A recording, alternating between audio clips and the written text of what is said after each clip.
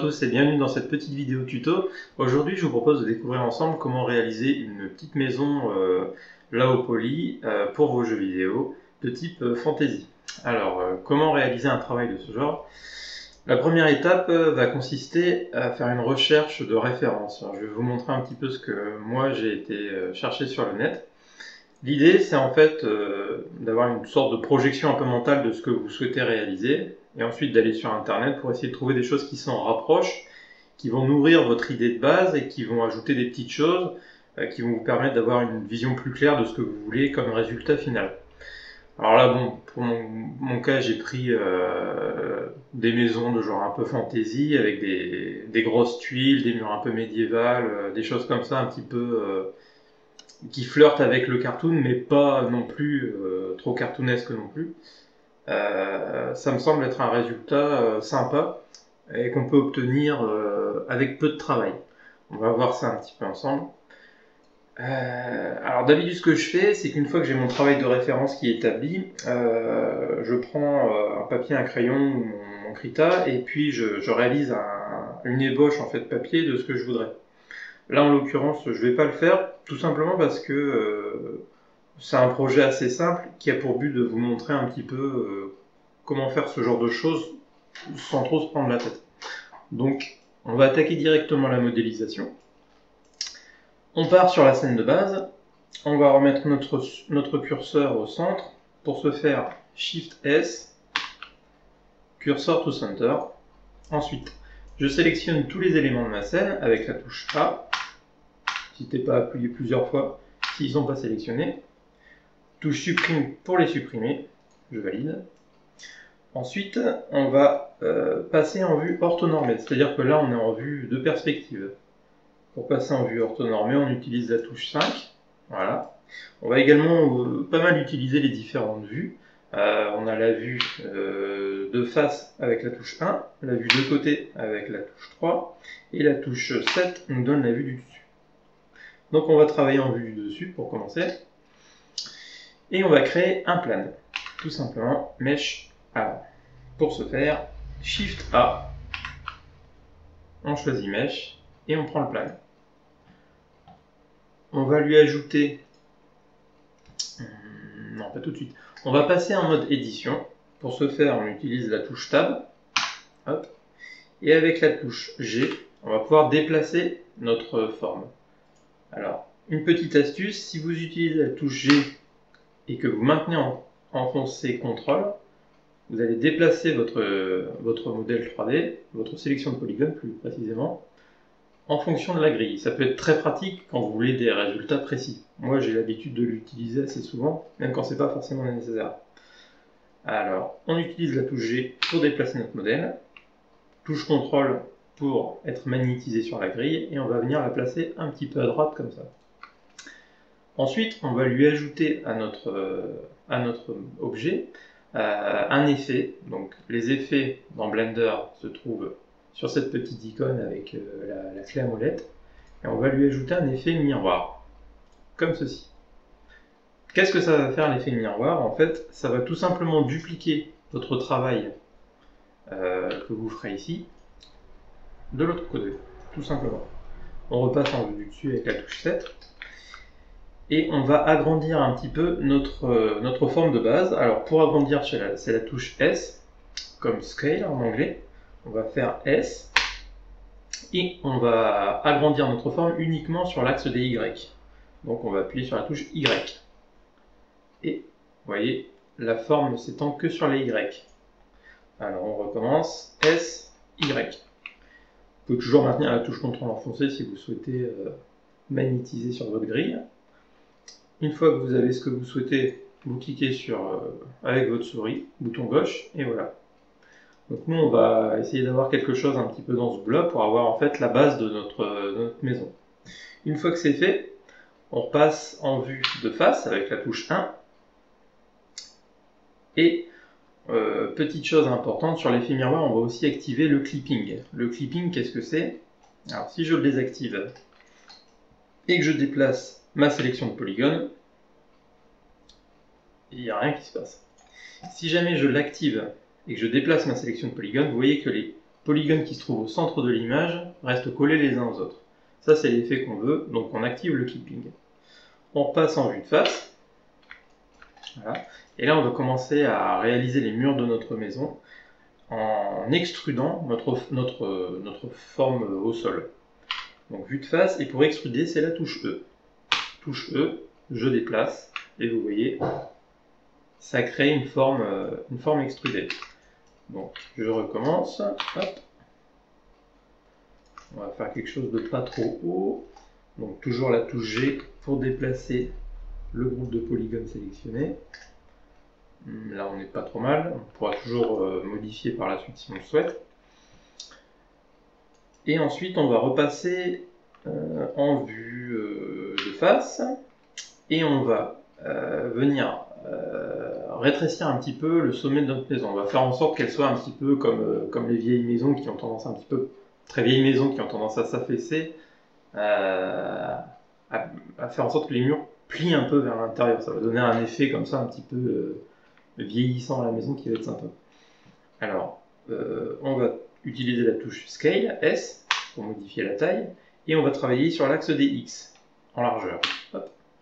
Et donc, on va y aller un petit peu, pas trop. On va faire la même chose sur le côté, donc on passe en vue de côté avec la touche 3, touche S pour modifier la taille, et on est sur l'axe des Y cette fois, donc touche Y pour modifier uniquement l'axe des Y. On y va, on modifie un petit peu, pareil, hein, pas trop, un petit peu ça suffit, voilà. Là on est sur quelque chose de sympa. Petite chose que j'ai oublié de vous dire, c'est en maintenant la touche molette enfoncée, on peut se déplacer comme ça autour de son modèle pour pouvoir le voir un petit peu dans son ensemble. Alors ensuite, on garde notre sélection de polygones sur le sommet. On va repasser en vue du dessus, touche 7, et on va refaire une extrusion pour donner la base du plafond cette fois. Donc, touche E pour extruder notre plafond et touche S pour le redimensionner. On va l'agrandir un petit peu comme ceci. Voilà. Et ensuite, on va venir sélectionner nos polygones avec le bouton droit de la souris et en maintenant Shift enfoncé pour faire une sélection multiple. Ah non, c'était pas tellement utile en fait. Alors, pas la peine de se prendre la tête, on revient là, ok, on va utiliser la touche E pour extruder le sommet de notre maison et l'agrandir un petit peu, pour réaliser la base du toit en fait. Alors touche E, j'extrude, et touche S, j'agrandis. Voilà. Ensuite, je vais utiliser la touche S pour changer à nouveau la dimension, et travailler uniquement sur l'axe de Y pour changer un petit peu la taille de cet angle-là, pour obtenir quelque chose d'à peu près rectangulaire, ici, voilà. Je peux déplacer un petit peu mon modèle, je vois que la base de mon toit commence à prendre forme. Je vais ensuite passer en mode face. Alors, sous Blender, vous avez 3 modes de sélection. Le mode polygone, qui va vous permettre de sélectionner uniquement les polygones de votre modèle. Le mode arête, qui va vous permettre de sélectionner uniquement les arêtes de votre modèle. Et le mode face, qui va vous permettre de sélectionner uniquement les faces. On va sélectionner cette face-là, puisqu'elle ne nous intéresse plus, et la supprimer avec la touche supprime. Face. Voilà. Ensuite, je repasse en mode polygone. On va sélectionner ces deux polygones-là, revenir en mode face, avec la touche 1, et utiliser la touche E pour extruder ces deux polygones, et venir les placer à peu près ici. Voilà. Ce qui va nous donner à peu près le toit de notre petite maison. L'opération n'est pas terminée, on va maintenant fermer le toit sur les côtés en sélectionnant les polygones avec la touche droite de la souris et en maintenant Shift enfoncé. Une fois que c'est fait, vous allez utiliser la touche F pour créer une face. F comme face, hop, on crée une face. On fait la même chose de l'autre côté, je sélectionne mes polygones, j'appuie sur F pour fermer la forme. Bon, on commence à avoir la base de notre petite maison. C'est pas terminé. Ce qu'on va faire maintenant, on va désélectionner nos polygones, hop, avec la touche A, et on va utiliser la touche CTRL R pour couper en fait notre maison dans la largeur. Alors, une fois que vous avez cette forme rose comme ça qui va venir se dessiner sur votre maison, Si vous cliquez à ce moment-là, ça va vous couper votre maison en deux et vous allez vous retrouver avec une coupure de polygone au milieu de votre maison. Nous, ce qu'on veut, c'est avoir deux segments de coupure. Alors, en utilisant la molette de votre souris, vous allez rouler un petit peu vers le haut, hop, comme ça, et vous allez vous retrouver avec deux coupures. Une fois que vous avez ça, vous cliquez sur le bouton gauche de votre souris pour valider, hop, et sur le bouton droit pour laisser la sélection comme elle est. Une fois que vous avez cette forme-là, vous allez venir sélectionner les deux polygones en haut du toit de votre maison. On va venir sur le côté de la maison avec la touche 3 et on va baisser un petit peu ces polygones. Voilà, pas trop haut, voilà, un petit peu comme ça, c'est pas mal. Ça va donner un petit côté, un petit peu comme si la poutre centrale qui tenait la charpente du toit plissait un peu sous le poids des années. Donc, on va encore accentuer un petit peu cet effet en venant se mettre de côté, en sélectionnant les deux polygones qui vont se trouver à l'extrémité du toit de notre maison et en faisant S pour modifier la taille et Y pour travailler uniquement sur l'axe des Y. Et on va agrandir un petit peu en déplaçant la souris et on valide en cliquant. Et voilà, on commence à obtenir notre petite base de maison toute simple et qui commence à être sympathique. Pour continuer, on va lui ajouter une petite cheminée à cette maison. Vous allez passer en vue du dessus avec la touche 7. Vous allez activer la transparence avec la touche Z. Transparence, normale, transparence. On reste en mode transparence. Et on va ajouter un nouvel objet à notre scène. Ah oui, d'ailleurs, j'ai oublié de vous dire, on est sorti du mode édition de notre maison. Donc, pour entrer et sortir du mode édition de la maison, on utilise la touche Tab. Donc là, on retourne en mode objet. Je reviens en vue dessus. J'appuie sur Shift A pour créer un nouvel objet et je choisis plane. Je repasse en mode édition, touche Tab et avec la touche S, je vais redéfinir sa taille un petit peu plus petit, comme ça, voire même encore un petit peu plus petit, voilà. Et je vais venir placer ma sélection ici. Voilà. Ensuite, je repasse en vue de face et je vais monter un petit peu ma base de cheminée juste en dessous du toit, on va dire ici. On continue avec la touche Extrude, la touche E, et on va monter comme ça la base de notre cheminée. Je valide en cliquant avec le bouton gauche de la souris. Et ensuite, on va redimensionner le sommet de notre cheminée avec la touche S, Scale. Hop. On va la faire un peu plus petite. Voilà, imaginons comme ça. Je repasse en mode opaque avec la touche Z et on peut se rendre compte que notre maison commence vraiment à avoir une petite bouille de petite maison sympathique. Et une dernière opération à faire, cependant, on va enlever les faces inutiles de notre maison. Parce qu'on va imaginer que c'est une maison destinée à un jeu un peu genre RPG, en vue du dessus, un peu à l'ancienne, hein, comme ça, et que donc par conséquent, les faces qui sont en dessous ne sont pas utiles. Ça va nous simplifier un petit peu le travail dans l'ensemble. Donc, on repasse en mode d'édition. On utilise le mode de sélection face, et on va venir comme ça sélectionner les faces qui se trouvent en dessous de notre petite maison. On va en profiter pour supprimer celles qui sont au niveau du sol, dont on n'a pas besoin. Une fois qu'on a notre sélection de faite, touche supprime, face, et ça supprime les faces. On va faire la même chose pour notre cheminée. Donc, je repasse en mode objet. Je clique sur ma cheminée, je passe en mode édition, j'active la transparence, et cette face en bas qui ne nous sert à rien, on va la sélectionner, et comme pour les autres, on va la supprimer. Et voilà, cette fois c'est terminé. Donc on va pouvoir passer à l'étape suivante. On va tout simplement déplier, ce qu'on appelle déplier notre maison, pour avoir un plaquage en 2 dimensions de notre modèle en 3 dimensions. Ça va nous permettre en fait tout simplement après, avec notre logiciel de painting, de venir créer notre texture sur le modèle. Alors pour ce faire, je tire la petite languette là en haut de Blender comme ça, et je crée une nouvelle fenêtre. On va cacher le volet là avec la touche T qui ne nous est pas utile. Hop. Et on va passer en mode UV Image Editor.